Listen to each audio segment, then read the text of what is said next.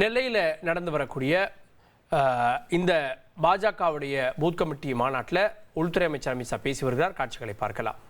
नागेंद्र जी, हमारे यशस्वी पूर्व अध्यक्ष श्री के अन्नामलाई जी,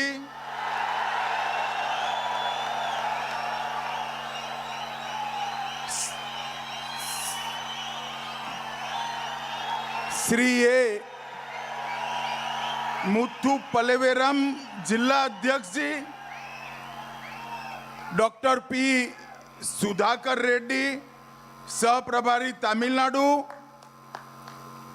अरविंद मेनन राष्ट्रीय सचिव, श्री पोन राधाकृष्णन पूर्व सांसद, श्री एम आर गांधी, आगे आओ गांधी, जोर से ताली बजाओ गांधी जी के लिए, वेगमा कई तटुंगा, श्री एम आर गांधी विधायक, डॉक्टर तमिलसाई जी, श्रीमती वानथी श्रीनिवासन, श्री आर शरद कुमार जी, और आज इस विशाल कार्यकर्ता सम्मेलन में तमिलनाडु की 4 सीटों से आए हुए मेरे बूथ के सभी कार्यकर्ता, भारतीय जनता पार्टी के सभी मालिकों को मैं प्रणाम करता हूं. மேடையில் வீட்டிற்கும் அனைத்து தலைவர்களையும் வணங்கி வரவேற்று இந்த நிகழ்ச்சியில் கலந்து கொள்வதற்காக 4 பெருங்கோட்டங்களிலிருந்தும் மிக திரளாக வந்திருக்க பாரதிய ஜனதா கட்சியின் பூத் சொந்தங்கள் அனைவரையும் வணங்கி வரவேற்று மகிழ்கிறேன். सबसे पहले मैं तमिलनाडु की धरती पर महान तमिल भाषा में बात नहीं कर पा रहा हूं, इसलिए आप सभी की क्षमा मांगता हूं. இந்த மிக புண்ணிய பூமியான தமிழகத்தில் தமிழ் மக்களாகிய உங்களிடத்தில் தமிழ் மொழியில் பேசவில்லை என்ற வருத்தம் எனக்கு இருக்கிறது. அதற்காக உங்களிடத்தில் முதலில் மன்னிப்பு கேட்டுக்கொள்கிறேன். यह भूमि वीरता, संस्कृति और अनुग्रह की भूमि है. यह भूमि को भी मैं प्रणाम करता हूं. இந்த மண் சரித்திர முக்கியத்துவம் வாய்ந்தது, வீரம் மிக்கது, பண்பாடு மிக்கது, கலாச்சாரம் மிக்கது. முதலில் தமிழக மண்ணை வணங்கி என் உரையை தொடங்குகிறேன். हमारे नागालैंड के दिवंगत राज्यपाल, तमिलनाडु के ही धरतीपुत्र श्री ला गणेशन जी कुछ दिन पहले दिवंगत हो गए. मैं आज ला गणेशन जी ने पूरा जीवन जो भारतीय जनता पार्टी का काम किया, उनकी आत्मा की शांति के लिए प्रभु को प्रार्थना करता हूं. தமிழக மண்ணை சேர்ந்த ஒரு மாமனிதர் நாகாலாந்தின் ஆளுநராக பதவியில் இருக்கும்போது திடீரென்று இறைவனடி சேர்ந்து விட்டார்.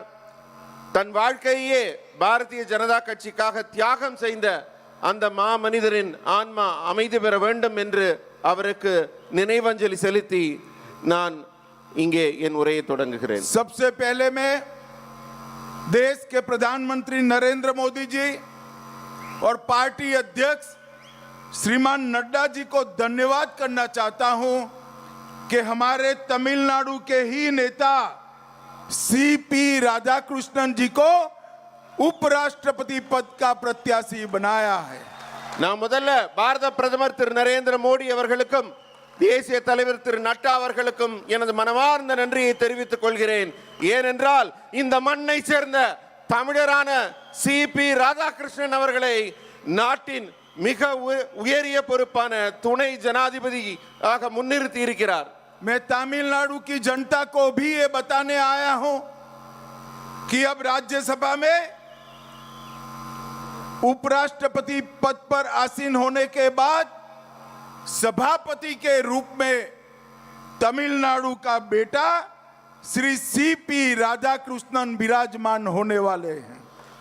राज्यसभा தொடங்கும் போது துணை குடியரசுத் தலைவர் தான் அந்த சபாநாயகராக ராஜ்யசபையிலே இந்த தமிழ் மண்ணை சேர்ந்த திருமகனான சிபிஆர் அவர்தான் வீட்டிற்கு போகிறார் என்ற மகிழ்ச்சியான செய்தியை உங்களுக்கு தெரிவித்துக் கொள்கிறேன்.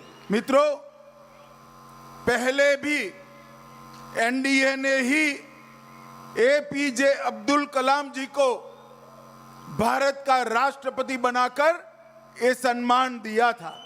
முதலில் நம்முடைய என்டிஏ கூட்டணியில் தான் தமிழகத்தை சேர்ந்த விஞ்ஞானியான திரு ஏபிஜே அப்துல் கலாம் அவர்களை குடியரசுத் தலைவர் என்ற மிக உயரிய பொறுப்பிலே நாம் அமர்த்தி அழகு பார்த்தோம். नरेंद्र मोदी जी ने हमेशा से तमिलनाडु, तमिल भाषा और तमिल संस्कृति का गौरव करने का काम किया है. நமது பிரதமர் மோடி அவர்கள் எந்த காலகட்டத்திலையும் தமிழ் மண்ணையும் தமிழ் மக்களையும் தமிழ் மொழியையும் தமிழுடைய முக்கியத்துவத்தையும் உணர்ந்தவராகத்தான் இருந்திருக்கிறார். अभी अभी मोदी जी ने महाराज राजेंद्र चोल ने वर्षों पहले गंगईकोंडा चोलापुरम मंदिर का निर्माण शुभारंभ किया था. इसके उपलक्ष्य में भगवान बृहदेश्वर का अभिषेक कर कर गंगा का पानी लेकर जैसे राजा चोल आए थे, मोदी जी ने भी वहां श्रद्धांजलि देकर मंदिर का महिमा मंडन करने का काम किया.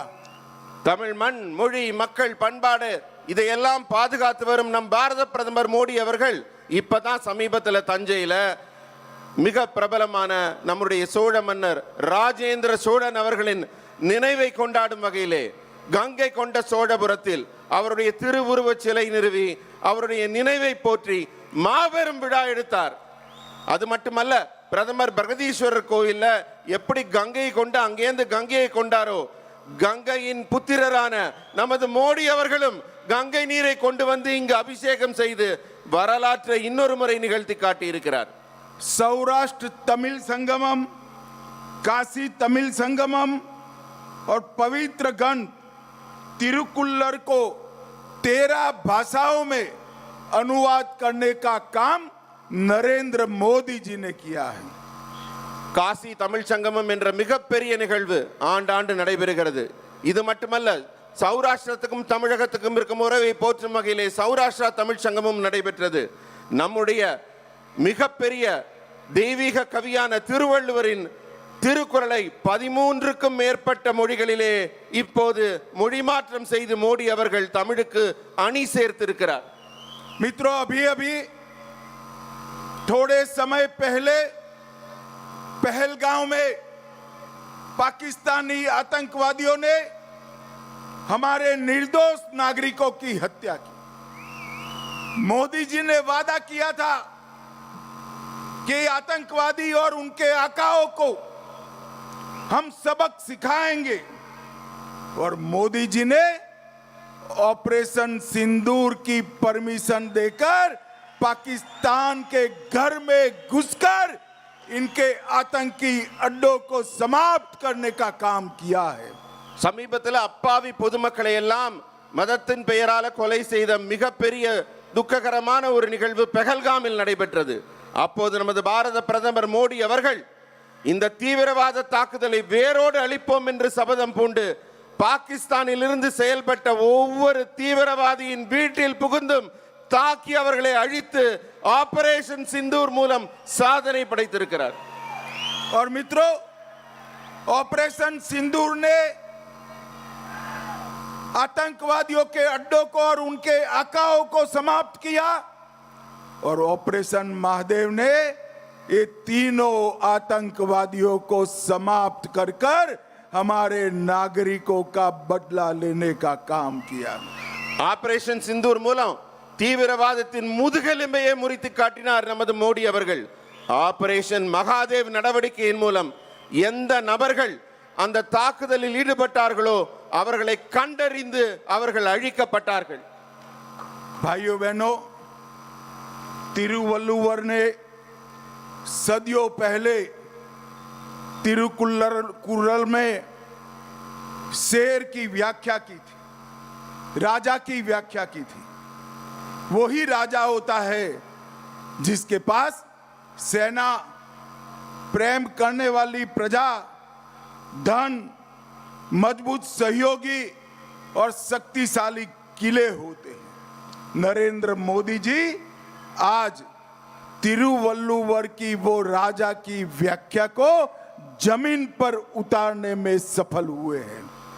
மோடி அவர்கள் நம்ம தெய்வ புலவர் திருவள்ளுவர் அவர்கள் நல்லாட்சி என்பது எது என்பதை விளக்கும் வகையில் ஒரு அருமையான திருக்குறளை கூறியிருக்கிறார். ஒரு நல்ல மன்னன் என்பவன் அருமையான குடிமக்கள், வலிமையான சேனை, அருமையான ஒரு விளை நிலம், அருமையான மக்கள், இந்த நான்கையும் கொண்டு விளங்க வேண்டும் என்ற அந்த குறளின் ஒவ்வொரு பொருளையும் உணர்ந்தவராக அந்த குறளின் வழி நின்று தன் ஆட்சியை அவர் சிறப்பாக நடத்திக் கொண்டிருக்கிறார்.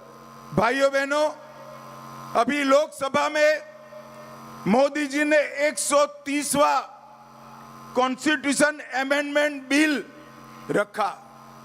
पूरा विपक्ष विरोध करने लगा। क्या है कॉन्स्टिट्यूशन बिल? कोई भी सीएम या प्रधानमंत्री अगर जेल जाता है तो उसके अपने पद से रेजिग्नेशन देना पड़ेगा, इस्तीफा देना पड़ेगा। இப்ப நாடாளுமன்றத்தில் ஒரு மிக முக்கியமான நிகழ்வு நடைபெற்றது. சட்ட முன்வடிவு 1330 எடுத்து வைக்கப்பட்டது. அதை எதிர்க்கட்சிகள்லாம் மிக வன்மையாக கடுமையாக எதிர்த்தன. அந்த சட்டம் என்ன சொல்லுது? எந்த சிஎம்ஓ, பிஎம்ஓ, முதலமைச்சரோ, பிரதம மந்திரியோ யாராக இருந்தாலும் அவர்கள் சிறைக்கு செல்ல வேண்டிய நிலை ஏற்பட்டால் அவர்கள் பதவியில் தொடரக்கூடாது.